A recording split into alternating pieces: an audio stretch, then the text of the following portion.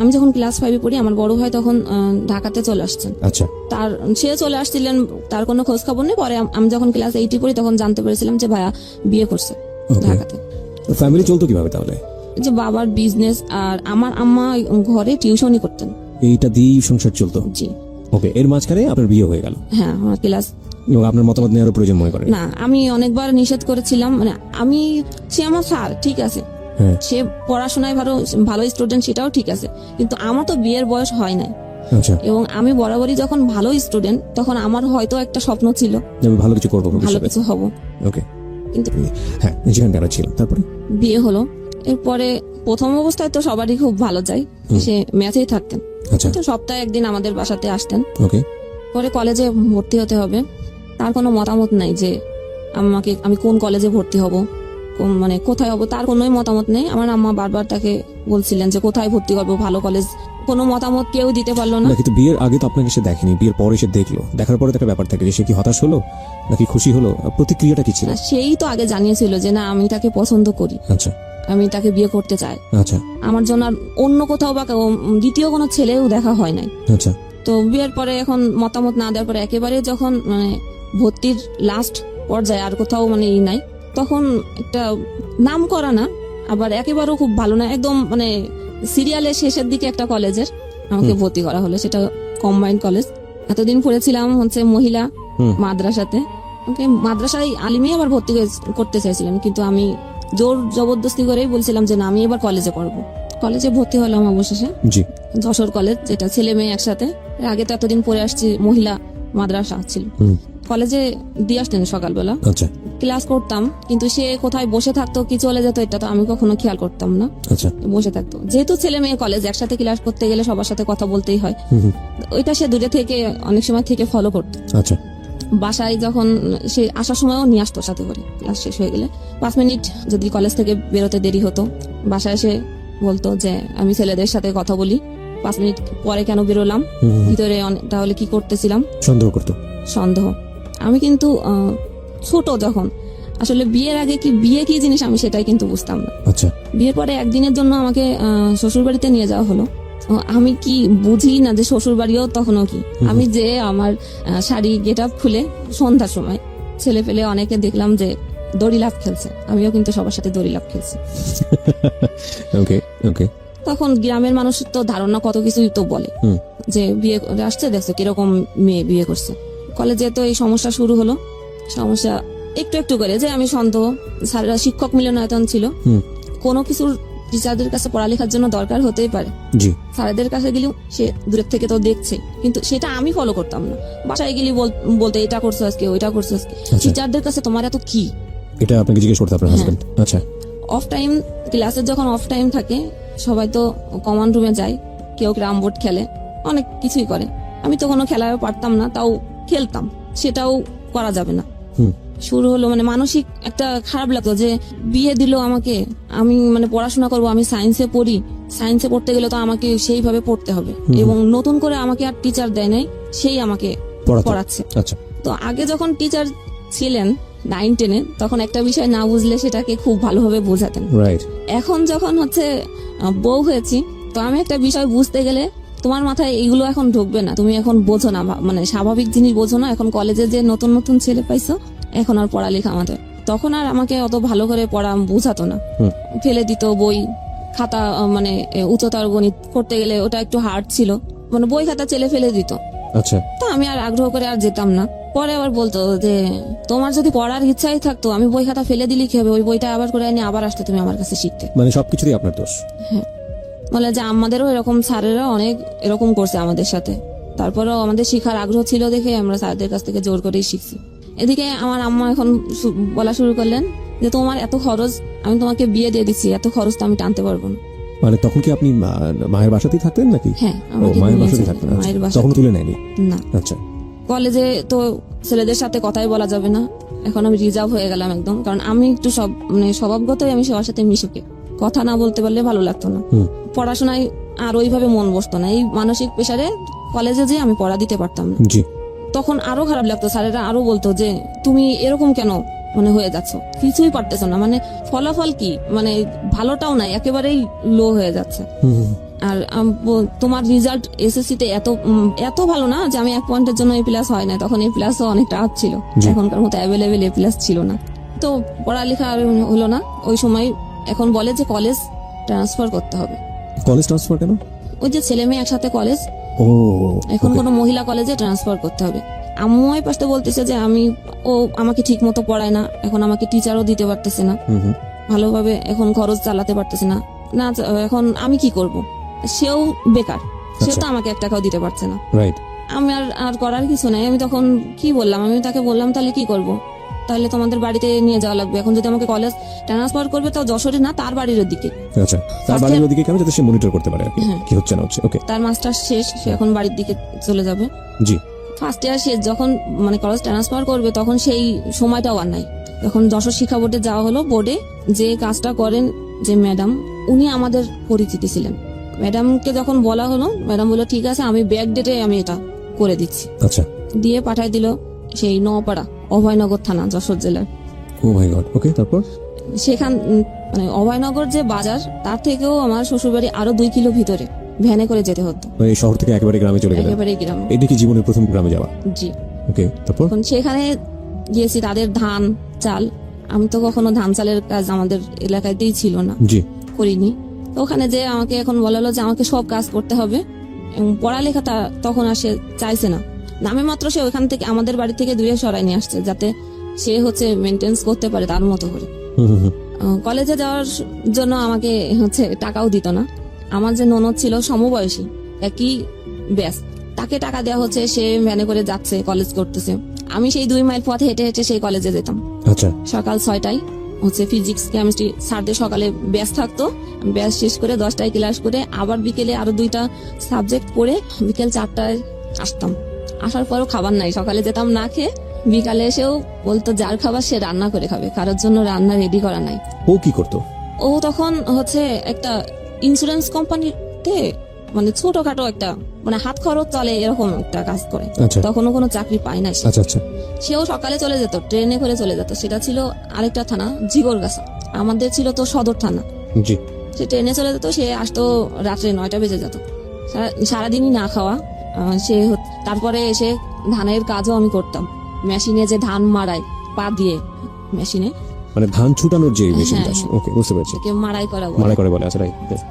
তো ওই কাজ করে রাত্রে হচ্ছে মানে ফ্রেশ হয়ে আর খেতাম না, যেহেতু রান্না করে আমাকে খেতে হবে সবার ওই জন্য, ইচ্ছাটা করতো না? ওই ইচ্ছা আর হতো না।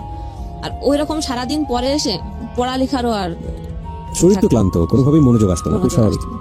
আর সে যে রাত্রে আসতো, তার খাবার তার মা হচ্ছে রেডি করে রাখতেন, সে এসে ঘরেই খেতেন। সবাই শুয়ে পড়তো, সে যখন আসতো, গ্রাম তো 8টা-9টার দিকে সবাই শুয়ে পড়ে, রাইট। সে এসে খেত, কিন্তু সে একবারও আমাকে মুখের কথা জিজ্ঞেস করতো না যে আমি আসলে খেয়েছি কিনা। ও মাই গড, এটা কিভাবে হয়? এভাবে গেল 2nd ইয়ার। পড়ালেখা তো হচ্ছে না, কারণ সায়েন্সের সাবজেক্ট পড়তে গেলে অনেক পড়া লাগে, অনেক ভিতরে কোনো কিছু না জানলে আমি তো লেখার মতো কোনো পরিস্থিতি নাই। হুম হুম হুম। টেস্ট পরীক্ষা হলো, টেস্টে ফেল করলাম, কোনোভাবে পরীক্ষা দিতে দিবে না। তারপরেও মানে জোর করে এই স্যারদের বলে যে আমার তো এই পজিশন, এই অবস্থা, আমি এরকম একটা সিচুয়েশনের মধ্যে এখন আমি কি করব। হুম। রাজি করানো। আর আমি তো খেতেই পেতাম না। তার বাদেও তার বাবা আমাকে বলতো যে আমার ছেলে তো চাকরি করে না, তোমাকে খেতে দিব, এই খরচটা কেন, কে তোমাকে যে নিয়ে আসছে সে তোমার খরচ দিবে, না তোমার বাবার বাড়ি থেকে তোমার খরচ দিবে। আচ্ছা। এই যে 3 মাস ধরে রইছো, এই 3 মাসের যে খরচ আর খাবার খরচ তোমার মাকে বলবা যে দিয়ে যেতে। তো আমার যে নাস্তার যে খাবার, যে বিস্কুট টিস্কুট সকালবেলা, সেটাও কিন্তু আমার মাই দিয়ে যেত। তো সেটা খেলেও কথা হতো যে একা একা খায়, দেয় না। কিন্তু না, আমার সামনে সকালে আমার শ্বশুর শাশুড়ি থাকলে আমি তাদের বাটিতে করে দিতাম। গ্রামের মানুষরা আসলে সকালে চা বিস্কুট তো এভাবে খায় না, জি। তারা ওই সকালে উঠে ভাত রান্না করে, 3 বেলায় ভাত খায়। হ্যাঁ, দুপুরবেলা কোনো কাজ থাকে না, তারা দুপুরবেলা এই মাঠের এইগুলো কাজ সারে, জি। আবার যে সন্ধ্যার পরে রান্না করে। রাইট। দুপুরের খাবারটা সাধারণত ওই সকালবেলাতে যে যেটা রান্নাটা রান্না হয় হয় ওটাই ওটাই খায় হয়। দুপুরে। হ্যাঁ, মানে তারা কাজ করলে তো 3 বেলা রান্না করলে তার সব কাজ করতে সম্ভব পারে না, না। সম্ভব নয়। এখন এগুলো সেও আর কিছু বলতো না যে তারা এরকম করতেছে আমার সাথে। কাজ তো করাই, প্লাস হচ্ছে আমার এত ঘাই খেতে খেতে এক সময় হয়তো উত্তর দেওয়া একটু একটু শুরু করতাম। এর আগে আমি এত কথা বলতাম না, যে যা বলে যাচ্ছে মুখ বুঝে আসি। একটু একটু করে রিপ্লাই আসতে শুরু করলো। হ্যাঁ। যখন রিপ্লাই করলাম, তো একদিন আমার শাশুড়ি আমার ননদ মিলে আমাকে অনেক মারলো। সেখানেও তার কোনো কথা ছিল না। সে যখন আসলো রাত্রে, তখন বললো যে তুমি কেন কথা বললে, তুমি কথা বলছো দেখেই পরিস্থিতি এরকম হয়েছে, তোমার কথা বলার কোনো দরকার ছিল না, তুমি বউ, তোমার গলা কেন উঠবে। তারপরে পরীক্ষা দিলাম, টেস্টে তো ফেল করলাম। পরীক্ষা ইন্টার পরীক্ষাও হচ্ছে গিয়ে দিতে গেলাম তাদের বাড়ি থেকেই না খেয়ে। ফিজিক্স পরীক্ষা ছিল যেদিন, আমি হচ্ছে 3 দিন না খাওয়া, আচ্ছা বোর্ড পরীক্ষা। আচ্ছা। তো পরীক্ষার হলে যাওয়ার পরে প্রশ্ন হাতে নিয়ে আমার আর সেন্স ছিল না, ওহো। আমি লিখবো কি, মানে অ্যাটেন্ড হয়েছে আর পরীক্ষায় দিনে পরে পরীক্ষা দেওয়ার পরে তো ফেলই আসছে, মানে ফিজিক্স আর কেমিস্ট্রিতে আমার ফেল আসছে। সব সাবজেক্টে হয়েছে মানে ভালো না, 3 পয়েন্ট পাস কোন রকম, 45 করে মার্ক। তো তার মানে আপনি ফাইনালি এসএসসি পরীক্ষায় ফেল করলেন, তাই কি? হ্যাঁ, এটা কি পরীক্ষা ছিল? এটা ইন্টার এইচএসসি। ও এইচএসসি ছিল, তার মানে আপনি ইন্টার পরীক্ষায় ফেল করলেন। আমরা বিরতি নেব, আরেকটা প্রিয় শ্রোতা, ছোট্ট একটা বিরতি। গল্পটা কিন্তু কেবল শুরু হয়েছে, হ্যাঁ, এবং ঘাত বিভিন্ন অশান্তি, এবং তার মা এটা বলেছিল যে আমার মেয়ে যতদিন বিয়ে না হবে, আমার যে সমবয়সী যে মানে ননদ ছিলেন, ততদিন আমি ওই বাড়িতে আসতে পারবো না, ওকে, আমি থাকতে পারবো মানে না। আপনার ননদের বিয়ে হওয়ার পরে আপনার যেতে হবে ওখানে? যেতে হবে, এটা তো আমার শাশুড়ি তো আমাকে সবসময় বলতেন যে তোমাকে আমাদের পছন্দ না, যে পছন্দ করছে তুমি তার সাথে সবকিছু বুঝে নিও। ওকে ওকে। তারপর তা যেদিন মানে গোছানো হয়ে গেছে, তো আমি যদিও আমার সাথে এরকম করতো, তাও আমি একটু কেন যেন ভালো না, আমার অনেক মানে আগে ভালোবাসি না এভাবে, কিন্তু এখন একটু টান হয়েছে। আমি তাকে ছাড়া মানে কোথাও যেতে চেতাম না। শাশুড়িকে না, আমার হাজবেন্ড। হাজবেন্ডকে ছাড়া? ওকে। এখন আমাকে দিয়ে আসবে, আমি তাকে বারবার বলতেছি যে আমি যশোরে, মানে সে অফিসে যাবে, আমাকে মানে যশোর স্টেশনে ড্রপ দিয়ে নামাই দিবে, কিন্তু সে ওই ট্রেনেই চলে যাবে মানে ঝিগরগাছা। আচ্ছা। আমি বলেছি যে না, আমি এভাবে যাবো না, আমাকে নিয়ে গেলে সাথে করে আমার বাড়িতে নিয়ে যেতে হবে। আর আমি তো জানি না যে আমি যে কয়দিন থাকি তুমি হচ্ছে মানে ঝিগরগাছা থেকে যশোর কাছে, যশোর থুয়ে তারপরে অভয়নগর, তা আমাদের এখানে মানে কিছুদিন থাকো, তারপর আবার একবারে চলে যাব। সে কোনোভাবেই মানে রাজি হচ্ছে না যে আমাদের বাড়িতে সে যাবে না, আচ্ছা ইভেন সে আমাকেও দিয়ে আসতে যাবে না, সে স্টেশনে আমাকে নামাই দিবে। আচ্ছা। তা আমি তখন একটু জেদ করেই বসলাম যে তাহলে আমি দরজায় যে তালা লাগাবে, আমি তালাটা আর দিব না, তালা আমার হাতে, তালা আর যাবে। তখন মানে সে আমাকে মানে মারে, মানে আমি রাগেরই শেষে তালাটা আমি ফেলে দিছিলাম, ছুঁড়ে দেওয়ার পরে তালাটা যে তার কপালে লাগে, আচ্ছা। কপালে লাগলে এখান থেকে মনে করেন ব্লাড বেরোতে থাকে। ব্লাড বের হয়। এখানে একটু ব্লাড বেরোতে, সে তো বাড়ির মানে পরিস্থিতি তো গ্রামের, মনে করেন আশেপাশের বাড়িতে যারা আছে মানে সবাই চলে আসছে চিল্লাচিল্লিতে যে বউ মাথা করে ফেলছে। হ্যাঁ, আচ্ছা। পরিস্থিতি এতই খারাপ, তখন ফোন দিছে আমার বাড়ি থেকে আমার আম্মাকে যে আপনার মেয়েকে এসে নিয়ে যান, আমি আপনার মেয়েকে দিয়ে আসতেও পারবো না, কিছু করতে পারবো না। তা আমার তখন নাকি অনেক জ্বর ছিল, সে আসতে পারবো, বলছে যে আমার তো ওঠার মতো পরিস্থিতি নাই, তাহলে তুমি বাজারে নিয়ে যে একটু বাসাই উঠাই দাও। আচ্ছা। বলছে যে না, আমি সেটাও পারবো না, আপনাকে এইখানে এসে নিয়ে যাওয়া লাগবে। তারপরে হচ্ছে মানে কি বলবো, আমার তো তখন কথা ওইভাবে বেরোতে আছে, তার বোন, তার মা, আশেপাশের লোকজন, মানে সবাই মনে করেন আমাকে একেবারে তুলা ধোনা যেটাকে বলে। আমি তখন হচ্ছে যখন বেশি কথা বলা শুরু করলাম, তখন আমি বোরখা পরাছিলাম, বোরখার যে ইস্কাফের ওড়না, তখন সে আমাকে ওই ওড়না দিয়ে গাছের সাথে বেঁধে রাখলো। আপনার হাজবেন্ড? হ্যাঁ। এরপরে আমার এত মানে সিরিয়াস অবস্থা শুরু করলো, আমার মা আসতে ওই অসুস্থ অবস্থায় বাধ্য হলো। তা আমার আম্মা এসে একটা কথাও সে বলে নাই যে কি হয়েছে বা কেন হলো, কি জন্য হলো, সে কোনো কথাই বলে নাই। আমার ব্যাগ গোছানো ছিল, এসে আমার আম্মা ব্যাগটা নিয়ে বলতেছে যে চল, আর কিছুই তাকে মানে তাকেও বলে নাই তার, কিন্তু তারা তো সেই চিল্লাচিল্লি করতেছে, আমার মা কোনো কথা বলতে চায় নাই। যাওয়ার সময় তাহলে বলতেছে যে আমার বাড়ি থেকে মানে ফার্নিচার দিয়েছিল, জি, ওই তোষক বালিশ এইগুলো চেলে ফেলাই দিচ্ছে যে এইগুলোও নিয়ে যান, কিছুই লাগবে না। ওকে। আমার কোনো কথা না বলে শুধু বই খাতাগুলো বস্তার মধ্যে ভরে নিয়ে চলে আসলেন। এরপরে আসি যশোরে, আমার সাথে টোটাল আর 7 মাস কোনো যোগাযোগ নেই। ইন দ্য মিন টাইম কি মা আপনাকে জিজ্ঞেস করেছে যে কি হয়েছে কিনা বা কোনো সমস্যা? জিজ্ঞেস করছে যে এরকম কথা কাটাকাটি হয়েছে, বা আমি তাকে সাথে নিয়ে আসতে চাইছি, আসতে চাই না দেখে আমি তালাটা আসলে ওকে মারার উদ্দেশ্য দিই নাই, আমি রাগ করে দিয়েছিলাম যে কপালে লেগে গেছে। বাড়ি আসলাম, কোনো যোগাযোগ নাই। এর মধ্যে সে ঝিগরগাছাতে শুনলাম বাসা নিছে। আচ্ছা। ফার্নিচার যেগুলো আমার বাড়ি থেকে দেওয়া হয়েছিল ওইগুলোই সে নিয়ে যে ঝিগরগাছাতে বাসা নিয়ে সে একা একা ওইখানে থেকেই অফিস করে। আমি তো রেজাল্ট বেরোলো, তা তো বললাম ফেল। এরপরে তো আমাকে আবার পড়া শুরু করতে হবে, কলেজ তো সেই দূরেই পড়ে গেল, এখন আবার কলেজ কাছে হচ্ছে না। হ্যাঁ। এখন তাদের বাড়িতে তো আর থাকার পরিস্থিতি নাই, এখন আমাকে দেওয়া হলো কলেজের হোস্টেলে, ওখানে থেকে পড়া শুরু করলাম আবার। কিন্তু তাও পড়ায় আর মন বসতো না, সবসময় মাথায় এগুলোই কাজ করতো যে কেন হলো, আর এগুলো তো হওয়ার মানে চিন্তা করেননি আপনার না, লাইফে? রাইট। কারণ আমি যে পরিবেশ থেকে বড় হয়ে পর্যন্ত আসছি, এরকম কোনো হওয়ার তো কোনো মানে আশাও করা যায় না। আর তাকে তো দিয়েছে শুধু সে শিক্ষিত, এটা দেখেই তার সাথে আমার বিয়ে দিছে। হুম। তারপরে পড়া শুরু করলাম। পড়ায় যখন মন বসতো না, তখন আমার এই অবস্থা, খোঁজ নিত না টোটাল। তখন আমার আম্মা হচ্ছে, ওই যে বললাম যে একটু হুজুরি মন মানসিকতা, তো সে একজন হুজুরকে দেখাছিলেন যে আমার মেয়ের তো এরকম সংসারের এই অবস্থা, তা কোনো ব্যবস্থা করা যায় কিনা। তো তারা দেখে দেখে বললেন যে এটা তার শ্বশুর বাড়ির থেকে এরকম জাদু টোনা করে না, এরকম কিছু করছে, এই কারণে তার তারা রাখবে না দেখে এগুলা করছে যাতে সংসার না হয়। পড়লাম। এখন হোস্টেল থেকে বাইরে বেরোলেই ওদের এলাকার লোকজন যখন দেখতো, তখনই হচ্ছে এই ফোন দিয়ে রাস্তায় করে বেড়াচ্ছে, কিন্তু কিছুই করতাম না। পরীক্ষা দিলাম, তার মধ্যে আমি তার সাথে এই সময়টাতে কোনো যোগাযোগ নেই হাজবেন্ডের সঙ্গে? যোগাযোগ নাই, যখন বাড়িতে থাকাকালীন যোগাযোগ নেই। যখন হোস্টেলে দেওয়া হলো, তারপরে আমি আমার রুমে যে মেয়ে ছিল তার কাছ থেকে ফোন নিয়ে আমি তার সাথে যোগাযোগ করেছিলাম। যোগাযোগ করে আমি যোগাযোগটা কেন করলেন? কেন জানি মনে পড়তেছিল, মানে ওকে খুব মিস করছিলেন। হ্যাঁ। ওকে। 7 মাস পর? 7 মাস পর। সে কিন্তু কখনো যোগাযোগ করে নাই। তখন কিন্তু আমাদের বাড়িতে ফোন আছে, আমার ভাইয়ের ফোন আছে। রাইট। তো এই 7 মাস জীবনের কি মনে হচ্ছিল, মানে সবচেয়ে কঠিন সময় ওইখানে? না, কঠিন মনে হতো না, এজন্য যখন আমি মনে করতাম তখন আমার ওই কষ্টের স্মৃতিগুলো সামনে যখন ভেসে উঠতো, তখন বলতাম যে না থাক, ও আমার সাথে এটা করছে, আমি কেন ফোন দিব। এটা ভেবে ভেবেই 7 মাস পার হয়ে গেছে যে আমি আর ফোন দিব না, দেখি তার আমাকে দরকার কিনা। ওকে। তারপরে আমি যোগাযোগ করে একদিন ঝিগরগাছায় যাই। সে যে বাসা নিয়ে থাকে ওই বাসাতেই, তখন ছিল রোজার সময়। ওকে। তো আমি বরাবরই কখনো রোজা ভাঙি না, সবসময় রোজা রাখি আমি পুরোটাই। সেও রোজা রাখে, কিন্তু নামাজ পড়ে না, একক তো রোজা রাখে। তো ইফতারি আনছে, বলছে যে আমাকে দেখে বলতেছে, তুমি ভাইবো না যে তুমি আসতো দেখে আমি এত ইফতারি আনছি, আমি বরাবরই আমার নিজের জন্যই এতটুকুই আনি। জিনিসটা আমার খারাপ লাগছিল যে আমি এটা তো আনছে, আমি হয়তো ভাবছি যে আমার জন্য আনছে, এটা তো বলার দরকার ছিল না, তাহলে আমি কিছুই বুঝতাম না। এটা যখন আমাকে বলছে তখন আমার একটু খারাপ লাগছে যে আমি এত মাস পরে আসলাম, তার ইফতারি নিয়ে কমান্ড এটা। তারপরে আমার বাড়ি থেকে জানতো না যে আমি তার কাছে আসছি, কারণ বাড়ি থেকে সম্পূর্ণই নিষেধ ছিল যে তার সাথে যোগাযোগ না করার। যখন হোস্টেল থেকে বাসায় ফোন দিল যে ও কি বাড়িতে গেছে, তখন তো বললো যে না, বাড়িতে আসে নাই। তখন আইডিয়া করলো যে ওর ওখানে যেতে পারি, তাছাড়া তো আর কোথাও যাওয়ার জায়গা নেই।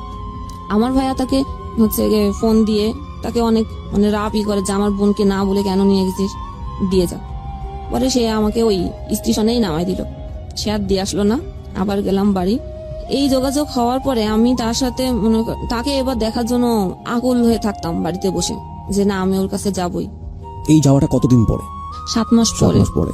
এবং সেটা শুধুই আপনার নিজের ইচ্ছা? ওর কোনো যোগাযোগ করেনি? ওর যোগাযোগ করেনি। ভালো লাগা থেকে, ওর প্রতি একটা মায়া বা ভালোবাসা তৈরি হয়েছে সেখান থেকে। তারপরে পরে যে বললাম রোজার সময় গেলাম, ইফতারি আনার পরে আমাকে যে এটা বললো যে এটা তুমি না থাকলেও আমার নিজের জন্য এতটুকুই, তুমি আসছো দেখে যে তোমার জন্য যে বেশি কিছু নিয়ে আসছি এটা কিন্তু না। এটা শোনার পরে আমার একটু মনের আঘাতই লেগেছিল যে আমি 7 মাস পরে আসছি, তার ভিতরে কোনো খুশি বা কি। এগুলো তো বলার দরকার নেই, তাই না? সাধারণ মানুষকে আপ্যায়ন করলেও তো যেভাবে করা উচিত, সেখানে এই ধরনের কথা বলা উচিত। আমার কথা হলো যে তুমি যদি আমার জন্য নাও এনে থাকতা, তাও তো এটা বলার দরকার ছিল না। তারপরে আমার বাড়ি থেকে জানতো না, আমি তার না জানাই চুরি করে আসছিলাম তার কাছে, কারণ আমার বাড়ি থেকে নিষেধ ছিল। আবার বাড়িতে গেলাম, তারপর ওখান থেকে আবার হোস্টেলে চলে যাওয়া হলো। হোস্টেলে ওইভাবেই স্বাভাবিক চলতেছিল। এখন তার সাথে টুকটাক কথা হয়, ওই রুমমেটের মোবাইলে ফোন করে, ওইখান থেকেই কথা বলি। ওই সময়টাতে কি বলছিলেন, আবার নতুন করে একসাথে সংসার শুরু করবেন? হ্যাঁ, তার মধ্যে যে তার কথা হলো যে বাবা মাই হচ্ছে আমাদের দুইজনের মধ্যে বড় ফ্যাক্ট। তোমার মাও একটা ফ্যাক্ট, আর আমার মা বাবাও একটা ফ্যাক্ট। আমরা তো দুইজনের জায়গা থেকে ঠিকই আছি। আর আমি তোমার সাথে যা কিছু করেছি, আমার বাবা মায়ের জন্য আমি তোমাকে কিছু করতে পারি নাই, কারণ তাদেরকে অখুশি করব কিভাবে। এই কারণে আমি সবসময় নীরবতা পালন করতাম, ভাবতাম যে হয়তো এটাও হতে পারে। তারপরে হচ্ছে সে চাকরি পেল ইউনিয়ন পরিষদ সচিব। আচ্ছা। সেখানে তার প্রথম পোস্টিং হলো যশোরের মনিরামপুর থানা। আচ্ছা। সেখানে সে বাসা নিল। আমি তো হোস্টেলেই আছি, আমাকে বললো যে এরকম আমি বাসা নিচ্ছি, আমার বাসায় এসে দেখে যেও। আচ্ছা ঠিক আছে, একদিন যাব। আমাকে ঠিকানা দিল যে এরকম। তো একদিন সকাল বেলায় আমি বৃহস্পতিবার হলে সবাই বাড়ি চলে যেত, তা আমিও বৃহস্পতিবার বাড়ির নাম বলে আমি রওনা দিয়েছি। অভয়নগর থেকে ওইখান থেকে ভিতরের থেকে মনিরামপুর যাওয়ার কাছে। আমি ভোরবেলা যে হাজির হলাম, সেই ঠিকানা মতো নক করলাম, দেখলাম সে ঘুমের থেকে উঠছে। তো বললো যে আসতো তো থাকতে বলছে। আমি একবারেই থেকে গেছি যে আমি আপনি একটা সুযোগ চাচ্ছিলেন যে কোনো ভাবে ওর সঙ্গে থাকা। যেহেতু আমার বাড়ি থেকে যে বারবার বলতেছে যে তোমার খরচ, পড়ালেখার খরচ তো কে বেয়ার করবে, কারণ সে চাকরি পাইছে, তাকে বলো থাকলাম সেখানে। সেই যে মানে আমাকে আনার আগে যে ফোনে যেই কথা যে যতটুকু ভালোভাবে যে আমরা আবার এক হবো, বা যেই ভালো যে আমাদের কোনো আমরাই ঠিক আছি, বাবা মার ফ্যাক্ট ছিল, কোনো কোনো সমস্যা না, থাকলাম। সেই পুরনো এগুলো আবার নতুন করে আবার শুরু হলো। নতুন করে আবার শুরু হলো। এর মধ্যে আমার তো ইন্টার পরীক্ষা সেকেন্ড টাইম দিব। হুম। সেকেন্ড টাইম আমি আমার মতোই পড়েছি, তার কাছে হেল্প নিই নাই। ওই যা আগে পড়া ছিল সেটা নিজে নিজে পড়েছি। ওখান পড়ার পরে আমি পরীক্ষা ওর ওইখান থেকেই আমি ওই অবানগর যে পরীক্ষা দিতাম, দুইটা পরীক্ষা দিয়ে ওখানে থাকলাম।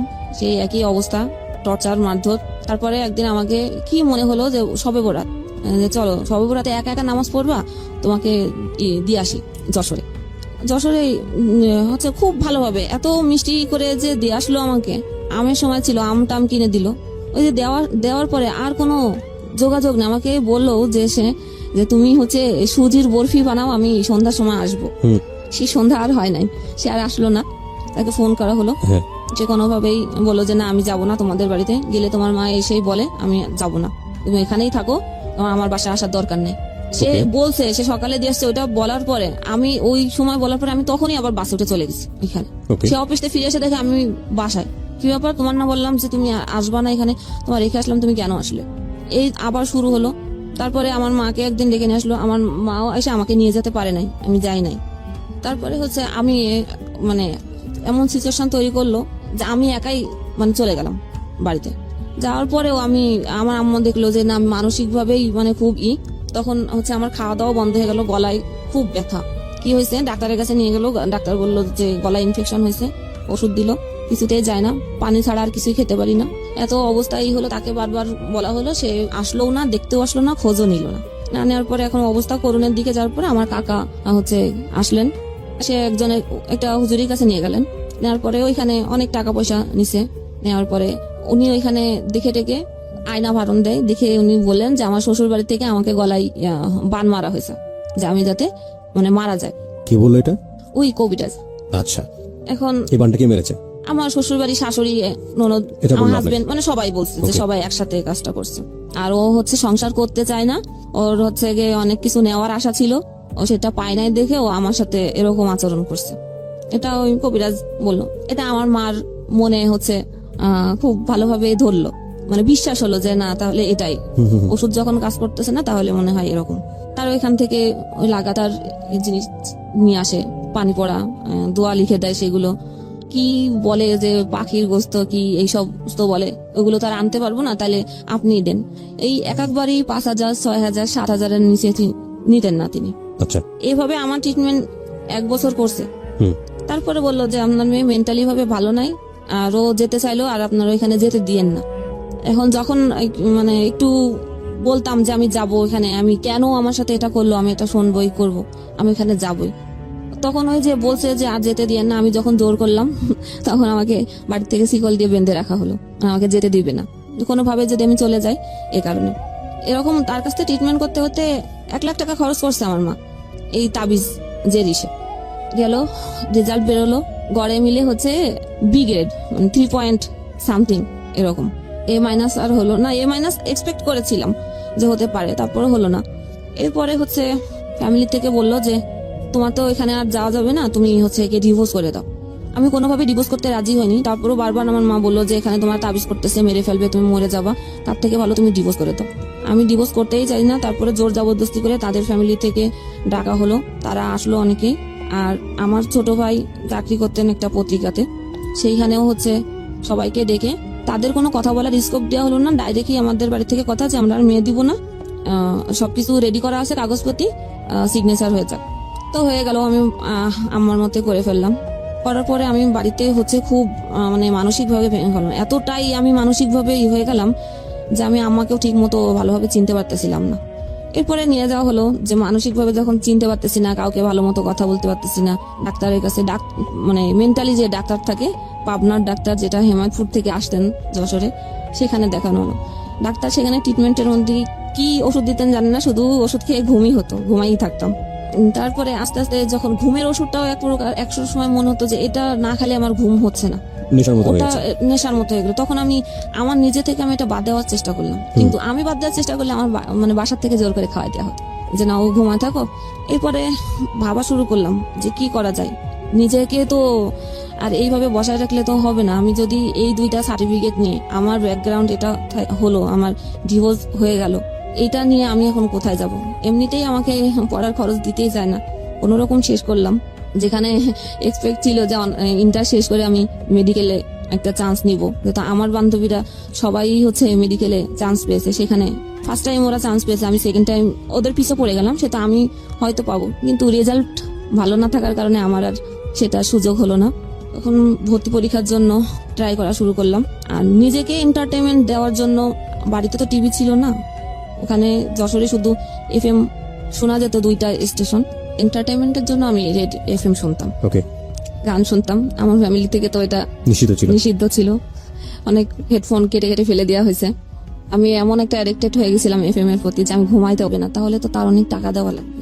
so তুমি divorce দিয়েছো? তারা আসছিল, হ্যাঁ, কিন্তু আমাদের ইসের থেকে তাদের কোনো স্কোপ দেওয়া হয় নাই। আচ্ছা আচ্ছা। না দেওয়ার কারণে মিউচুয়াল যে সামনাসামনি। আমার প্রশ্নটা হচ্ছে যে আকর্ষণীয় জায়গাটা কি শুধু তোমার জায়গাটা থেকে ছিল নাকি তারও ছিল? তুমি যে তার কাছে বারবার যাচ্ছ? না, আমারই ছিল, একদম একতরফা। সলো তোমারই একতরফা। জি। এই কারণে তোমার ফ্যামিলি ট্রিটমেন্ট করাচ্ছে, কবিরাজি ট্রিটমেন্ট, জি। তোমার কিছু একটা করেছে যে কারণে তোমার এই আজকে অবস্থা। ওকে, হ্যাঁ বলো। আমি সবসময় এক্সপেক্ট করতাম যে আমার মা আমাকে অনেক ভালোবাসবে, তার কাছ থেকে আমি অনেক আদর স্নেহ পাবো, তার কাছ থেকে আমি মানসিকভাবে ইন্সপায়ার হব ওকে, সে আমাকে। কিন্তু আমার মায়ের কাছ থেকে আমি এটা কোনোভাবেই পেতাম না। তখন আমার মধ্যে আরো অন্যরকম কাজ করা শুরু করলো। আমাকে আমার লাইফে এত কিছু হয়ে গেল, এখন তো আমি আরো বেশি এক্সপেক্ট করি যে আমাকে বেশি আদর করবে, বেশি কিছু দিবে, কিন্তু আমি সেটা আর পাচ্ছি না তার Okay. কাছ থেকে। আম্মুই তো আমাকে বারবার বললো যে এরকম পরিস্থিতি থেকে বেরোনো, তুমি ডিভোর্স দিয়ে দাও। এখন এই পরিস্থিতি দক্ষিণবঙ্গের আমাদের এখানে বড় মাইকেল মধুসূদন বিশ্ববিদ্যালয় কলেজ, সেখানে চান্স পেলাম কেমিস্ট্রিতে। এদিকে ডাক্তার, যখন পাবনার ডাক্তার দেখাছিলেন, উনি বলছিলেন যে তুমি আর মাথার ব্রেনটে চাপ নিবা না, আর কোনো পড়াশোনা টোটালি বিরত থাকো, পড়াশোনা এখন আর করো না। কিন্তু আমি পড়ালেখার জন্য নিজেকে তৈরি করতেছি যে না, আমাকে এর মধ্যে থেকে বেরোতে হবে, তাই আমাকে পড়তে হবে। সে যে কলেজে পড়তো আমি ওই কলেজেই ভর্তি হয়েছি, মানে আপনার এক্স হাজবেন্ড যে কলেজে পড়তো? যে কলেজে সে এতদিন পড়ালেখা করেছে, আচ্ছা, আমি সেই কলেজেই ভর্তি হলাম। তো কলেজে আমি যেতে পারতাম না। আমি তখন ফোন, এরপরে আমাকে ফোন দিছে ফার্স্ট ইয়ারেই থাকতে, ওই ফোন নম্বরটা ছিল। এমন কোনো জায়গা নাই যে আমার ফোন নম্বরটা সে ছড়ায় নাই, এমন কোনো লোক নাই যে আমাকে আমি নতুন কলেজে, আমি কলেজের ফার্স্ট গেট থেকে ঢুকলে পিছন থেকে ব্যাক সাউন্ড শুনতাম খারাপ, আজে বাজে কথা বলতো। হ্যাঁ, একসময় প্রথম গেট থেকে ঢুকাই বাদ দিয়ে দিলাম, পিছনের গেটের থেকে ঢুকতাম, পিছনের গেট থেকে ক্লাস করে বেরোয় যেতাম। টিউশনই শুরু করলাম, পড়তেছিলাম। এখন এদের কথার প্রেশার, বাড়ির প্রেশার, আর কলেজের বাইরে রোডে ঘাটে এত প্রেশার, এবং ফোনে মানুষের এত টর্চারিং, ফোন করে বলে যে আপনার রেট কত, এগুলো বলতো ফোন করে করে। এইগুলো আর নিতে যখন দেখছি যে না, আমার পক্ষে একদম ভাইরাল করে দিচ্ছে আমাকে যে আমি একটা খারাপ মেয়ে। এটা এটাই আমার ভাই- এক্স হাজবেন্ড করছে এটা। ওকে, এগুলোর প্রেশারে আমি একদম মানসিকভাবে আরো ভেঙে পড়ি। চলে আসলাম কলেজ ট্রান্সফার করে ঢাকাতে। এই চাপগুলো, সামাজিক এইসব চাপের কারণে? জি। আচ্ছা, তখন সেকেন্ড ইয়ার শেষ করেই আমি মিরপুরে চলে আসি, বাংলা কলেজে ট্রান্সফার হয়। আমার বড় ভাই থাকতেন তো ঢাকাতে, তার কাছেই আসলাম। আসার পর একটা কিন্টার গার্ডেনে ঢুকলাম। কিন্টার গার্ডেনে আসলে বেতন কত তো জানেন, হ্যাঁ, বুঝতে 1-2 হাজার টাকার বেশি দেয় না। ওখান থেকে 2টা টিউশনি, ইনকাম ছিল 4,000 মাসে। ভাইয়াকে দিতে হতো ঘর ভাড়া 2500, খাবারের জন্য 1500। আপন সে ভাই? আমাকে ফ্রি খাওয়াবে না। জি, আপন ভাই, বড় ভাই, আমার থেকে 10 বছর সিনিয়র। ওকে, কদিন পরে শুরু হলো যে ভাবির দিক থেকে আমার জন্য খরচ বেশি হয়ে যায়, খাওয়াতে পারবে না, এখানে এটা করে কেন তোমার বোন, ওখানে ওটা। আমাকে ডিরেক্টলি বলে না, আমার ভাবির সাথে আমার কোনো তর্ক হয় না, কিন্তু ভাইয়ের সঙ্গে হচ্ছে। ভাইয়ের সাথে বলে। ভাই এবার ওইটা ফোন দিয়ে আম্মাকে বলে, আম্মা ফোন করে আমাকে, কথা ঘুরে আমার কাছে আসে। আচ্ছা আচ্ছা, আমার কথা হলো যে আমি তো অবুঝ না, আমি তো বুঝি, আমাকে বলো যে এটা এই সমস্যা, তুমি এটা এইভাবে করো না, এটা এইভাবে করো, শেষ। একটু ডাইভার্ট করে এসে কথা। একসময় ভাবি একদিন দেখি কান্না করতেছে বিকেল বেলা। কি হয়েছে ভাবি তোমার? কিছুই বলে না।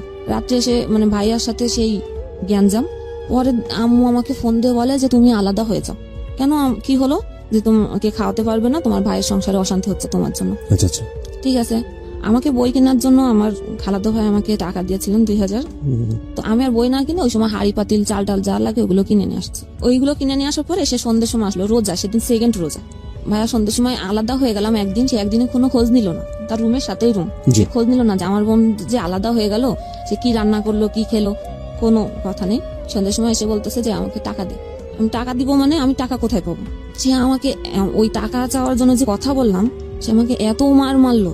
ছোট ভাই? আমার বড় ভাই, যে যার আচ্ছা, সাথে আচ্ছা। খায়। তো ঘরে আলনা ছিল, আলনা ভেঙে ওই কাঠ দিয়েই আমাকে মারলো। এই কানে এমন একটা থাবা মারলো যে কানের পর্দাই ফেটে গেছে। ও আর কি বলতেছে এরপরে আমি আর কিছুই শুনতে পাচ্ছি না, কারণ এক কান তো বন্ধ হয়ে যায়, আরেক কানও বন্ধ হয়ে গেছে, দুই কানে আর কিছু শুনতে পারতেছি না। ও তো আমাকে মারতেছেই। আমি মানে একদম মানে শুনতে না পারলে আমি কি রিয়াক্ট করব, আমি আর রিয়াক্ট করতে পারছি না। মারটার খেলাম। ঘর যেভাবে মানে টাকা খোঁজার জন্য একটা মানুষের ঘরে ডাকাতি করলে ঘরে যে অবস্থা করে ও সে অবস্থা করছে ঘর। আচ্ছা, এবার ছোটখাটো তারাবি করতে গেছে, ও এসে দেখে যে ঘরের এই অবস্থা। কি হয়েছে বললাম, টাকা চাইছে, আমি দিইনি দেখে আমার সাথে এই বিহেভ। পরে আম্মাকে ফোন দিল, আম্মা আসলেন ঢাকা থেকে, এই যশোর থেকে ঢাকায় আসলেন, কিন্তু আম্মা কোনো রিয়াক্ট আর করলেন না যে কেন করলো এই ডাক্তার। তখন দেখলাম কানের থেকে ব্লিডিং হচ্ছে। ব্লিডিং হওয়ার পরে বুঝলাম যে আমি কেন শুনতে পাচ্ছি না। ওকে। এরপরে ডাক্তার দেখালাম পিজিতে। কান দেখে বলেছিল যে আর মানে পর্দা জোড়া লাগবে না, কিন্তু লেগে গেছে কোনো কারণে। ওখান থেকে এবার আমাদের বলা হলো যে বাসা চেঞ্জ করে চলে যেতে। তা আমার এক কলিগ আমাকে বাসা দিলেন, বললো যে মেয়ে কলিগ, ওনার বাসা, বললো ছোট একটা রুম আছে, তুমি আমার বাসাতেই থাকো, সমস্যা নেই। থাকলাম এখানে। এবার ওইখান থেকে চাকরিও চেঞ্জ করে আমি মিরপুরেই চলে আসলাম, দারুসালাম থানার এদিকে চাকরি। এখানেও আরেকটা স্কুলেই আসলাম। 4th ইয়ার পরীক্ষা শেষ হলো। তো আম্মু বললো যে অনেকদিন তো থাকছিস, আই। মানে আমার মার কথা হলো যে আমি মা, আমি সন্তানের মানে ভালোর জন্য করতেছি, যা করতেছি এটাই রাইট, তোমার কথা বলার কোনো স্কোপ নেই, বা আমার যে কি ইচ্ছা এরকম কোনো ইচ্ছা প্রকাশ করার মতো জায়গা নেই। আচ্ছা। তখন আবার সেই একই ওই রকম নোংরা কথা টুকটাক বলেই, আমি ওই নোংরা কথাগুলো আমি কখনো মানে করতে পারি না। ওই যাওয়ার পরে একই অবস্থা। এরপরে আমার একদিন রাগ হলো, আমি তাকে বলেই বসলাম যে আমার যে ডিভোর্স হলো, আমাকে তো কিছু টাকা দিয়েছিল, মানে কাবিনের যে টাকা। এখন তো যখন আমি এই কথাটা বলি তখন 2013 সাল, আমার ডিভোর্স হয়েছে 2007 সালে। তা এত বছর আমার টাকা তো আমার মা আমার কাছ থেকে বলেই বলছিল, কিন্তু টাকাটা আমার হাতে দেয় নাই, তাদের কাছে দিয়েছেন। আমাকে বললো যে তোমার ওই টাকাটা নিয়ে আমি ঘর তৈরি করতেছি, আর তোমাকে একটা মানে ডিপোজিট করে দেবো তোমার ভবিষ্যতের জন্য। কত টাকা ছিল ওটা? 65,000 টাকা দিছিলেন। আচ্ছা। আমার মা সেটা দিয়ে ঘর তুলছেন, তোলার পরে ভাড়া দিচ্ছে, তার মতো সে চলে। আমার জন্য কোনো ডিপেন্ড করে নাই সেটা আমি জানি না, কারণ আমি মাকে বিশ্বাস করছি। তখন তার কাছে আমি টাকা চেলাম, সে সেম আমার মাথা নষ্ট হয়ে গেছে। ওই রিয়াকশন থেকে আমি পাগল হয়ে গেছি। আবার এখানে দৌড়লেন, তারাও বলছে হ্যাঁ পাগল টাগল হয়ে গেছে। আর হচ্ছে গিয়ে সেটাও না, ওই পাগল মাথা একটু নষ্ট হয়েছে, সেটার কারণ হলো যে তার অন্য কারোর সাথে অ্যাফেয়ার আছে, সেই কারণে সে টাকা চাচ্ছে। এই কবিরাজি ট্রিটমেন্ট? জি। আমি আমার মাকে হাজার বোঝানোর চেষ্টা করেছি যে আমার কারোর সাথে অ্যাফেয়ার নেই। যদি সেটাই হতো তা আমি ঢাকা শহরে তো এত কয় বছর পার করে আসলাম, আমি তো অনেক কিছু করতে পারতাম। আমি সেটা করি নাই কখনো। সে শুনলো না। এক প্রকার রাগ করেই আমি বলেছিলাম তাহলে আমার টাকাগুলো আমাকে ফিরাই দাও, এবং এই যে কত বছর আমাকে টাকাগুলো রাখছো সেটার লাভ সহই আমাকে দেওয়া লাগবে। এটা যখন বলার পরে সে কি করলো, আমার মাথা তো নষ্ট হয়ে গেছে, সে বাড়ি থেকে চলে গেল। আমার মা রাগ করে যে আমার বিভিন্ন আত্মীয় স্বজনের কাছে যে বললো, এবং কবিরাজের কাছে তো আগে গেছেই, বলেছে যে আপনাকে টাকার জন্য আপনার মেয়ে আপনাকে মেরেও ফেলতে পারে। আমার মার মনে ভয় ঢুকে গেল। ও মাথা যখন খারাপ হয়ে গেছে তখন মনে হয় সত্যি সত্যি হচ্ছে যে আমাকে মেরে ফেলতে পারে। সে আমার থেকে দূরে থাকে, রান্না করে খায়। আমাকে কখনো একবারের জন্য আমার মা বলে না যে আমি তো খাচ্ছি, তুই তো এই ঘরে আসিস, আয় আমার সাথে মানে বসে খা। ভালো মন্দ রান্না হচ্ছে, পোলাও রান্না হচ্ছে, মাংস রান্না হচ্ছে, আমাকে কি বলে না একবার খেতে। ওর বলার স্টাইল অনেক বেশি হেসে হেসে বলে, এবং আমি খুব ভালোভাবে খেয়াল করছিলাম এক একজনের ধরন। এই হাসিটা কি আসলেই হাসি? এই হাসিটা আসলে কান্না, অভিমান, কষ্ট, কিংবা যদি বলেন রাগ, দুঃখ, যাই বলি না কেন আসলে এক্সপ্লেইন হয় না, আপনারা নিজের জায়গা থেকে বুঝে নেবেন। হ্যাঁ বলেন তারপর। তো আমি সবসময় ভাবতাম যে মায়ের কাছ থেকে ভালোবাসা পাবো যেখানে, সেখানে আমার সাথে এরকম একটা বারো, তার কি কখনো আমার জন্য ফিল হচ্ছে না, কষ্ট হচ্ছে না? আমার মার একটা কথা, আমি 50 টাকা তোমাকে দিতে পারবো না, তোমার কাজ তুমি করে নিয়ে তোমার জীবন আমি কোথা থেকে দেবো? কিন্তু আমার মায়ের অ্যাবিলিটি এমন ছিল না যে সে আমাকে দিতে পারবে না, বা আমার মা আমার ভাইদের প্রতিও ডিপেন্ডেন্ট ছিল না যে ভাইরা দিবে সেই হিসাবে তাকে চলতে হবে। ওকে। আমাদের বাড়ি হচ্ছে যশোরেই 2 তলা বাড়ি, নিচে ফ্ল্যাট ভাড়া দেওয়া। 2 তলা বাড়ি আপনাদের? হ্যাঁ। তারপর ওই এইরকম অবস্থা? নিচে ফ্ল্যাট ভাড়া দেওয়া, দুই পাশে টিন শেড ঘর করা, সেখানে ভাড়া দেওয়া। এবং আমার ভাইয়াও টাকা দেয় আম্মুকে। আমার আম্মার একার খরচ তো আর আসলে অত লাগে না, ঠিকই আমাকে পারে না দিতে, কিন্তু সে আমি চাইলে দিচ্ছে না। কিন্তু আমি দেখতেছি যে কবিরাজের বাসায় 5,000, 6,000, 10,000ও যদি লাগে, ইভেন যদি তার ধার করাও লাগে, সে দিয়ে আসছে অন্ধবিশ্বাস থেকে। হ্যাঁ, ধার করেও সে টাকা দিয়ে আসছে। তখন আমি রাগ করে চলে গেলাম। আমি প্রথম ফার্স্ট আমার চাচা বাড়িতে। আমার মানে এত বছর জীবনে আমি চাচা, মামা, ফুফু, খালাতো ভাই বোন বা কারোর সাথে কখনো মিশতে দেওয়া হয় নাই। ভাই বোনের যে কি সম্পর্ক, কি টান বা এক জায়গা হলে কত মানে মানুষ উপভোগ করে আনন্দ, সেটা কখনো করি নাই। তো গেলাম, সেখান থেকে খোঁজ পেলো আমার খালু, বললো যে তুই আমাদের বাড়িতে বাসায় আয়, তোর কি হয়েছে দেখি। ওখানে যে থাকার পরে সেই একই অবস্থা। আম্মু খালু এগুলো বিশ্বাস করে না, কিন্তু খালামণিকে আম্মু চুপি চুপি ওই জিনিসগুলো দিয়ে আসে, যে ঠিক আছে তোর এখানে আছে, তুই এগুলো খাওয়াস ওকে, পানি টানি এগুলো। আমি একদিন ফলো করলাম যে আমার মা যে জিনিসগুলো আমাকে বাসায় খাওয়াতো, সেই জিনিসগুলো আমি খালার বাসায় ওই যে ময়লার ঝুড়িতে আমি দেখতে পেলাম। তখন আমার জিনিসটা খারাপ লাগলো যে এখানেও আমি আসছি, এখানেও এই অবস্থা, তাহলে এখানে থাকা যাবে না। রাইট। তারপরে খালা আমাকে একটা কথা বলছিল, ওইটা আমার বেশি হার্ট করছিল, যে বাবা নাই তো অসহায়, এই কারণে রাখছি, এবার মা কি করবে। আসলে অসহায় জিনিসটা আমাকে হার্ট করছে। ফাইনালি আমি আবার বাড়িতে গেলাম আম্মুর কাছেই। আম্মা তো বাসা থেকে আমাকে দেখেই বললেন যে ও যদি এই বাসায় থাকে, আমি এই বাসায় থাকবো না। শীতকাল, সন্ধ্যের সময় সে চলে যাচ্ছে আমাকে দেখে, সন্ধ্যের সময় আসছি। তা আমার এত শীত, আম্মা চলে যাবে ঘরের থেকে, দরকার নাই, ঠিক আছে আমি বাইরে থাকতেছি। আমি সারা রাত শীতের মধ্যে, সোয়েটার নেই, কোনো কিছু নেই, আমি সারা রাত সিঁড়িতে বসে থাকলাম। আমার মা ঘরে ঠিকই ঘুমালেন লেপের মধ্যে। সেখানে ভাইয়াকে ফোন দিলেন ঢাকায়, যে ওর তো মাথা খারাপ হয়ে গেছে, এখন কি করবি কর, আও তো আমাকে মেরেই ফেলবে। আমি অমুককে দেখাইছিলাম, সেখানে এই কথা বলছে, তুই আয়। ভাইয়া ওই রাত্রেই রওনা দিল ঢাকা থেকে। আসলো সকালবেলা এসে দেখে যে আমি দাঁড়ায় আছি উঠানে। তো মানুষজন ডেকে বললো যে দেখেন, একটা সুস্থ মস্তিষ্কের লোক কখনো এই শীতের মধ্যে সারা রাত কি বাইরে থাকতে পারে? না। তাহলে বোঝেন সবাই যে আমার মা যেটা বলে সেটাই রাইট কিনা, যে ও আসলে সারা তাহলে রাত? পাগল হয়ে গেছে। তাই আমি পাগল হয়ে গেছি। আমাকে ওই সময় ও কি করলো, ব্যাগটা গুছাই নে পাঠাই দিল কোথায়। আমি আমার মার পিছ পিছ দৌড়াইছিলাম রাস্তায়, যে তুমি যেও না, আমি তোমাকে কখনো মারবো না, আমি এটা করতে আসি নাই, আমি মারতে চাই নাই, আমি কেন মারবো, তুমি তো আমার মা, আমি তোমাকে কেন মারতে যাবো। সে আমার কোনো কথা শুনল না, চলেই গেল। বাসায় থাকলাম। বড় ভাইয়ের এখানে আসলেন ঢাকাতে। এখান থেকে কি বুদ্ধি পেয়ে আমি বাড়িতেই একা একাই, কোনো চাল না, কোনো কিছু না, কোনো কিছু রেখে যায়নি, খাবার কোনো কিছু, রয়েছি আমি একা। আমার ছোট ভাই আমাকে অনেক মারলো, যে তোর জন্য আমার মা এই বাড়িতে থাকতে পারে নাই, তোকে এই বাড়িতে আর থাকতে দিব না। তাহলে আমি কোথায় যাব সেটা জানি না, তুই কোথায় যাবি, কোথায় যে থাকবি, তুই কি খারাপ জায়গাও যদি চলে যাস, সেটাও আমাদের দেখার দায়িত্ব না। তারপরে পাশের বাড়ি থেকে একটা ছেলে এসে ও বললো যে থাকবে, ও থাকুক, আপনি মানে কিছু করেন না।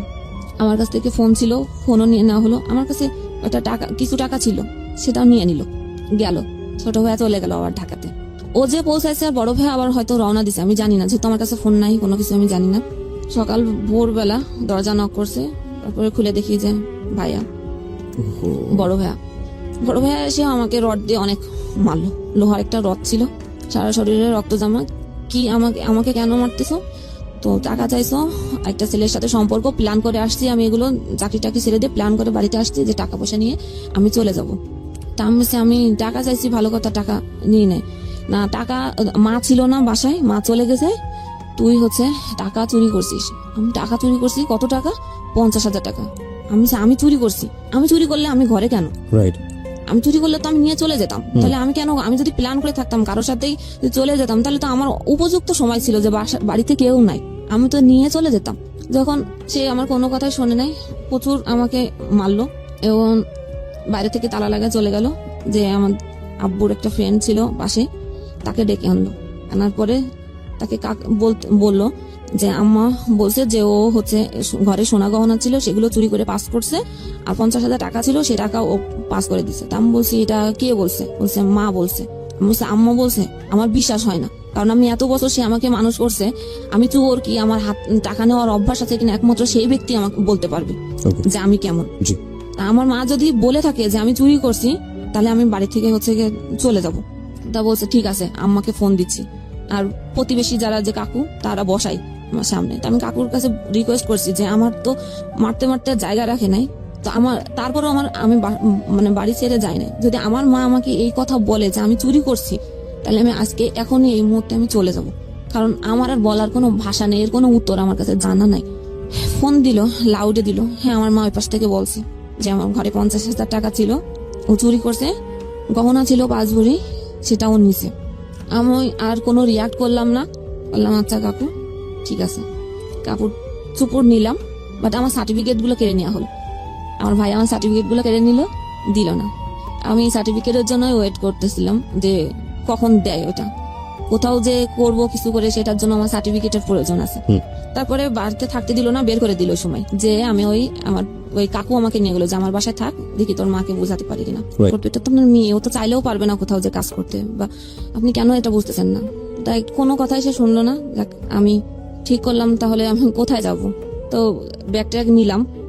সেদিন ছিল, এই দিনটা মনে আছে যে 14 ফেব্রুয়ারি 2015 সাল। আমি সেই আগের যার সাথে আমার বিয়ে হয়েছিল, এক্স হাজবেন্ড, জি, আমি তার অফিসে গেলাম এতদিন পরে। এতদিন পরে গেলাম। সেইখানে যাওয়ার পরে সে একটু নাচিনার ভান করেছিল আমাকে দেখে। তারপরে ওইখানে যারা ছিল, মানে অফিসে তো অনেক লোকই থাকে, সেখানে পরিস্থিতি সামাল করার জন্য সে মানে নর্মালি আমার সাথে কথা বলল। করার পর আমি বললাম যে আসলে আমার বাড়ির পরিস্থিতি একটু খারাপ, এরকম অবস্থা, আমার আসলে যাওয়ার জায়গা নেই দেখে আমি লাস্ট অব্দি এখানে আসছি, যে আমার একটু থাকার ব্যবস্থা করা যায় কিনা। সে তখন তার কলিগের বাসায় আমাকে কিছুদিন রাখলো। রাখার পরে একটা এনজিওতে লোক নিচ্ছিলেন, সেখানে আমাকে পাঠানো মানে কলিগের বাসায় 1 মাস রাখার পরে একটা বাসা নিয়ে দেয়। সেই বাসাতে সে আসতেন বলতে তার যখন ট্রেনিং থাকে, এর মধ্যে সে কিন্তু বিয়ে করছে, তার একটা ছেলে সন্তানও আছে। আচ্ছা, এটার পরেও আমি যখন মানে গেলাম, সে আমাকে ওই মুহূর্তে আমার মুখের সামনে সে আমাকে ফিরাই দেয় নাই। সে কলিগের বাসায় 1 মাস রাখার পরে বাসা নিছে। সে যখন খুলনাতে বিভিন্ন ট্রেনিং এ যেত, তখন ওইখানে যে থাকা লাগতো, সেই সময়টা আসতো আমার বাসায় থাকতো। মানে আপনার সঙ্গে একটা হাজবেন্ড ওয়াইফ সম্পর্ক সেই সময়টাতে ছিল। সে যেখানে রাখছে সব জায়গায় তার ওয়াইফ পরিচয় দিয়ে রাখছে, এবং অফিসে যখন গিয়েছি সে কিন্তু বলে নাই, যে সে তখন পরিচয় করাই দিছে আমার ওয়াইফ। আমার ওয়াইফ। 3 মাস পরেই ওই এনজিও চাকরির জন্য আমাকে পাঠায়। সেখানে যখন ভাইবা দিতে যাই, ওই ভাইবাতে ছিল একজন আপু, যে আমাদের এক বাড়ির পরেই তার বাড়ি। হুম। সে কিছুটা মানে একটু শুনছিল যেহেতু এলাকায়, তো সে বলছে তুমি ওনার ওয়াইফ, আমরা তো ওনাদের সাথে অনেক বছর কাজ করি, সেটা তো আমি জানি না। আমার তো এখানে আর বলার কিছু নেই, কারণ আমি তার কিছুই বললাম না যে আপু আমার আসলে জবটা দরকার। এখানে ট্রেনার হিসেবে আমি যোগদান করলাম। আপনার বিভিন্ন ইউনিয়ন কাউন্সিলে ভিজিডি চাউল দেয় সরকার থেকে, জি। ওটা একটা প্রকল্প। সেখানে স্যালারি আমার 5,000 টাকা ছিল, কিন্তু সে যে আমাকে ওই চাকরিটা দিয়ে আস্তে আস্তে যে দূরে সরাই দেওয়ার জন্য করছে, সেটা আমি বুঝি নাই। ওই কয় মাস সে আমাকে খরচ টরচ দিছে, বাসা ভাড়া দিছে, খাবার খরচ সবই দিছে। এইটুকুই বা করে কে? হ্যাঁ, তাই না? না করলেও তো পারতো। রাইট। এটা করার পরে আর এবং ওই চাকরিতে ঢোকার সময় হচ্ছে 10,000 টাকা দিতে হয় জামানত। এখন অনেক মেম্বার, 10 টাকা করে হলেও অনেক টাকা হয়ে যায়। একা যখন টাকা তোলা হতো 4 লাখ 5 লাখ করে টাকা উঠতো। এই কারণে জামানত হচ্ছে দেওয়া। 10,000 টাকা সে নিজেই দিল জামানত হিসেবে। এরপরে আর যোগাযোগ যখন করে নাই, তখন আমি বাসাতে মানুষের কাছে কি জবাবদিহিতা করবো? রাইট। যে কাউন্সিলরকে আমাকে দিয়ে আসছে, সেখানেও তো সে একই পরিচয় দিয়ে আসছে। আমি তো কাউকেই জবাব দিবে না যে তোমার হাজবেন্ড কোথায়, কেন আসে না। কোন একটা ডাউট আছে, এটা তো মানুষ বোঝে, যে মাসের পর মাস আসে না, ফোন দেয় না, খোঁজ নেয় না, নিশ্চয়ই কোনো সমস্যা আছে। আমি আর কিছু বলতাম না। এরপরে আমি চাকরিটা ছেড়ে দিলাম। এই এত কথা উত্তর না দিতে পেরে? হ্যাঁ। আচ্ছা। যেখানে থাকবো না ওই মুহূর্তে আর চাকরি নাই। আসলাম কোনো রিলেটিভ না, যেহেতু কোনো রিলেটিভের বাসায় আমি যাওয়ার মতো পরিস্থিতি নাই। শুধু একটা রিলেটিভের বাসায় একদিন গেছিলাম থাকার জন্য 1 রাত, আমার ফুপু বাসায়। ফুপু তো বোন আমাকে ওই যে চোর, এর জন্য সে আমাকে বটিনে কোপাতে গেছিল যে এই মুহূর্তে বাড়ি থেকে বেরোয় যা, তো এখান থেকেও চুরি করতে পারিস।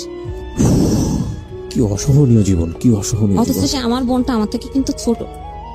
এরপরে আসলাম পুরো আমাদের গল্প আপনি বাড়িতে। বলছেন, এতগুলো ঘটনা ঘটে গেছে আপনার জীবনে, আপনি কাঁদছেন না? মানে আপনি কি পাথর হয়ে গেছেন চোখে? সহ্য করতে করতে এখন আর সেটা feel পারে করি আসে না। না। কারণ প্রতি মুহূর্তে যুদ্ধ করছি যে আমাকে উত্তরণ করতে হবে, কিন্তু একটা জিনিস এর মধ্যে শুধু মাথায় কাজ করতো যে আমাকে পড়ালেখা শেষ করতে হবে। এটা খেয়াল রাখবেন একটু, ওর গল্পটা কোথায় গিয়ে দাঁড়ায়। হ্যাঁ, তারপর? এরপর আমাদের বাড়িতে দীর্ঘদিন ভাড়া ছিল। ওনাদের সাথে কোন এক প্রকারে ওইখানে যে রাস্তা আমার দেখা, ওনারা ওইদিকে বাড়ি করছেন ওই গ্রামে। তো ওনাদের বাড়িতে যে আমি থাকি 1 মাস, ওনারা অনেক ভালো। 1 মাস থাকছি, আমার আম্মার সাথে তাদের প্রতিনিয়ত দেখা হতো, কিন্তু তারা কখনোই কোনো সময় বলে না যে আপনার মেয়ে আমাদের বাড়িতে আছে। বরং তারা আরো জিজ্ঞেস করতো যে ও কেমন আছে, আপনার মেয়ে কোথায়। বলতো ও আছে, ঢাকায় আছে, কিন্তু তারা তো জানতো যে আমার বাসায় আছে। তো আপনার সাথে যোগাযোগ হয় না? বলতো হয়, মানে যে কোনো একটা ভাবে পাশ কাটায় যেত, আমার কোনো প্রসঙ্গ আসলে কথা বলতো না। তাদের বাসায় 1 মাস থাকার পরে আমি তখন মোবাইলে ফেসবুক অ্যাকাউন্ট খুলি। আচ্ছা। এর আগে আমার ফেসবুক অ্যাকাউন্ট ছিল না। তো ফেসবুকে ফ্রেন্ড লিস্টে মানে নক করতাম ফ্রেন্ড যারা ছিল, যাদের চিনতাম না জবের জন্য।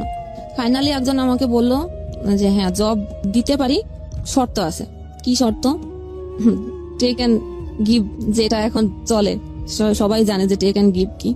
তো আমি সেই মুহূর্তে ভাবলাম যে আমি কখনো এত কষ্ট ফেস করছি, কখনো এইরকম কোনো নোংরা জিনিস আমার মাথায় কাজ করে নাই।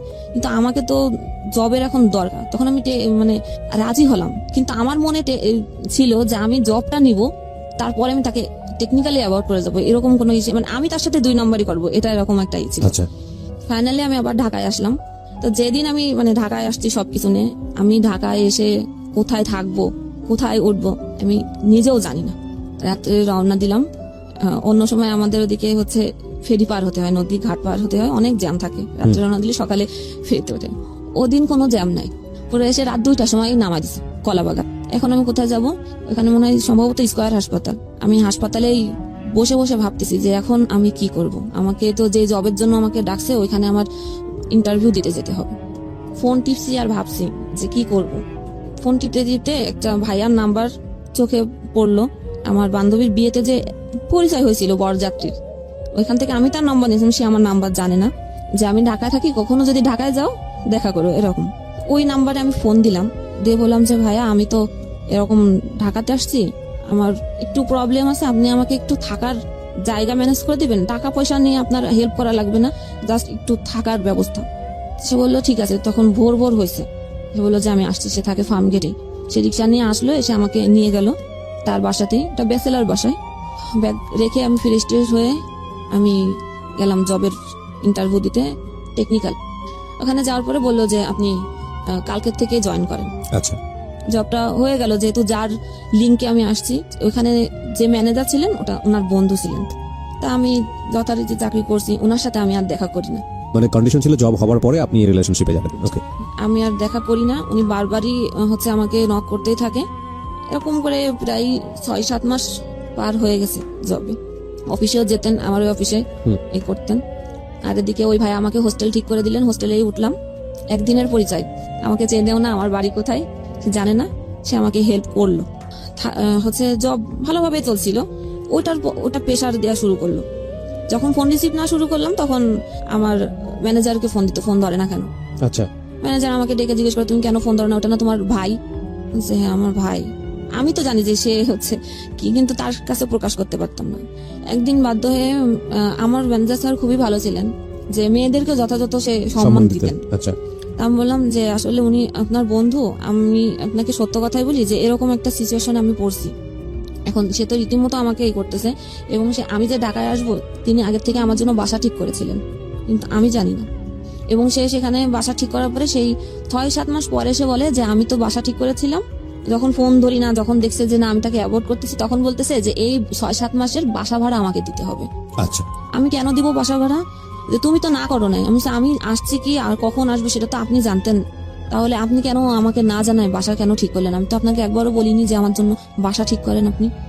এই বাসার টাকার হ্যাম্পার আমার পরে দিতেই আছে, এবং যার বাসা হচ্ছে নিচে সে স্থানীয় একজন লোক, সে নাকি তাকে হুমকি দিচ্ছে এই সে করবো টাকা না দিলে। আমার ম্যানেজারকে জানালাম, ম্যানেজার বললো যে তুমি টেনশন করো না, আমি এটা হ্যান্ডেল করতেছি, যেহেতু ও আমার ফ্রেন্ড তো আমি এটা হ্যান্ডেল করতেছি। যখন আমার ম্যানেজারকে দিয়ে তার কোনো কাজ হলো না, তখন বলে যে অফিসে লোক পাঠাবো, এই করব, রাস্তাঘাটে অনেক কিছু করবো। একটু ভয় পেতাম। এর মধ্যে হচ্ছে আমি মাস্টার্স ভর্তি হয়েছিলাম বাংলা কলেজে।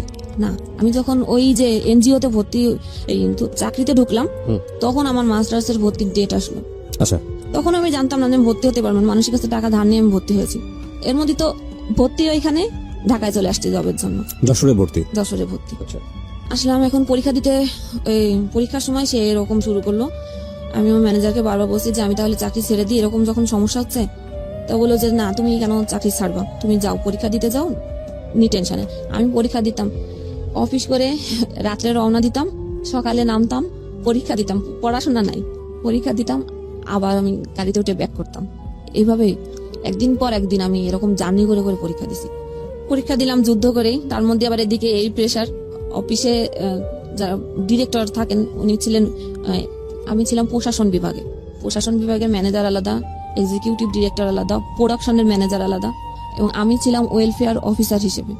ওয়েলফেয়ার অফিসারের কাজ হলো, ওটা গার্মেন্টস ফ্যাক্টরি, ওয়েলফেয়ারের কাজ হলো সেই একই, সমস্ত মহিলা কর্মীদের ট্রেনিং দিতে হবে, এবং তাদের ভালো মন্দ, তাদের ম্যাটারনিটি সুবিধা, তাদের ছুটির সুবিধা এবং তাদের যে টাকা পাওনা দিই, জি এইগুলোর সব ফ্যাসিলিটি কি সেটা আমাকে ডিট করতে হবে কোম্পানির সাথে। মালিক পক্ষের লোক থাকে আলাদা, আমি হলো তাদের পক্ষের লোক হেড। বা কনভেনার বা রিপ্রেজেন্টেটিভ। জি তো মালিক পক্ষের থেকে বলতো কি মেয়ে নিয়ে আসছে, চেহারা ভালো না, সুন্দর মেয়ে লাগবে। মানে আমার জায়গা যে আগে ছিল সে সুন্দর ছিল এবং তাদের সাথে সময় দিত। আমার ম্যানেজারকে বারবার বলতো তুমি এটা কি মেয়ে নিছো, একটা সুন্দর মানে যারা ওয়েলফেয়ার সবার সাথে কাজ করবে তাকে তো মানে সুন্দর দেখতে হবে। তো ম্যানেজার বলতো যে আমার তো কাজের দরকার, একজন শিক্ষিত মেয়ে লাগবে, প্লাস যে কাজ করতে পারে আমার তাকে লাগবে, আমার চেহারা দিয়ে কি করবো, সেটা সাপোর্ট দিত আমাকে। এবং যখন অফিস অনেক রাত করে অনেক সময় শেষ হয়ে যেত, তখন সে তার বাসায় দিকেই আমাকে নিয়ে আসতো, ছোট বোনের মতো দেখতে আসে। হুম সেটাও তাদের চোখে ডাউট লাগছে যে ম্যানেজার সবসময় ওকে সাপোর্ট করতেছে, হুম এদিকে ওরা টাকার জন্য প্রেশার দিচ্ছে, বলতেছে যে টাকা দিব নাই, ওকে দেখা করতে বলো, সেখানেও ও সাপোর্ট করতেছে। তাহলে আমাদের এতদিনের বন্ধুত্ব সম্পর্ক, আর সে 2 দিন চাকরি করতে গেল, তুমি তাকে বাঁচাচ্ছ কেন? তাহলে Right. নিশ্চয়ই তোমার সাথে ওর কোনো রিলেশন আছে। ওকে তো এই কথা বলতেছে, তখন ম্যানেজার হয়ে তুমি যখন তোমার কাছে বলে কোনো লাভ নেই, তখন এক্সিকিউটিভ যে ডিরেক্টর তাকে বলা হবে। সেখানেও নোটিশ তারা ফোন দিল যে ওই মেয়ে এই সেই মানে প্রকারে ভালো না, আপনার ম্যানেজার এরকম সাপোর্ট করতেছে। এবং তাদের দিক থেকেও একটা কথা ছিল যে আমার চেহারা ভালো না, মানে সব মিলায়ে এমন একটা পরিবেশ তৈরি হলো যে আমার কাজ করাটা একদম। এবং ম্যানেজারকেও ডেকে তাদের বলা যে তোমার ওই মেয়ের সাথে এই সে আছে, তোমার ওয়াইফকে জানাই দিব। এখন কেউ তো ফ্যামিলিতে এরকম একটা নিতে যাবে না। এখন আমিও ভাবলাম যে আমার জন্য তার কেন হবে, সে তো আমাকে কখনো খারাপ চোখে দেখে নাই, রাইট আর আমাকে তো কোনো খারাপ অফারও সে কখনো দেয় নাই, তাহলে আমি কেন আমার জন্য তার ক্ষতি হতে দিব। নিলাম আমি জব